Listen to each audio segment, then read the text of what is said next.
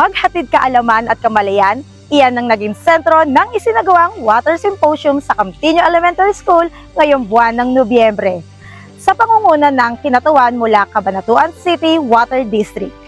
Ipinaliwanag ng mga tagapagsalita mula sa Cabanatuan City Water District ang kahalagahan ng matalinong paggamit ng tubig, kabilang ang water conservation, water cycle at ang epekto ng maling pagtatapon ng basura sa ating mga daluyan at pinagkukunan ng tubig. Ibinahagi rin nila ang mga praktikal na hakbang na maaaring gawin sa tahanan at paaralan upang mapanatiling malinis, ligtas at sapat ang supply ng tubig para sa lahat.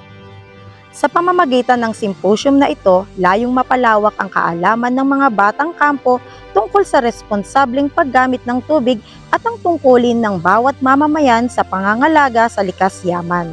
Naging aktibo ang pakikilahok ng mga mag-aaral habang sumasagot sa mga talakayan at lumalahok sa mga demonstration ng inihanda ng Cabanatuan City Water District, patunay na tumatalabang mensahe ng kampanya. Layunin po ng Water Symposium na turuan po kami mga batang kampo kung paano pangalagaan para tiling malinis at gamitin ng tama ang tubig. Pinaliwanag po nila kung paano dumadaan ang proseso sa treatment bago makadating sa bahay at paaralan. Natutunan ko po kahit pong madaming tubig sa mundo, ang iba po dito ay hindi po ligtas. Kaya po dapat po tayo matutong magtipid at mag-ingat sa paggamit nito.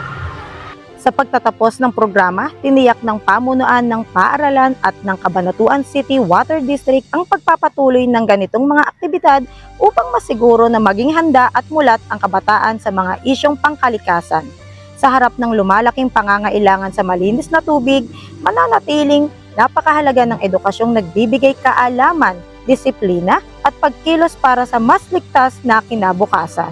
Kasama ang buong CTES Media Team, ako si Marites Reyes, teacher reporter ng Campiño Elementary School, nag-uulat para sa DepEd Hour.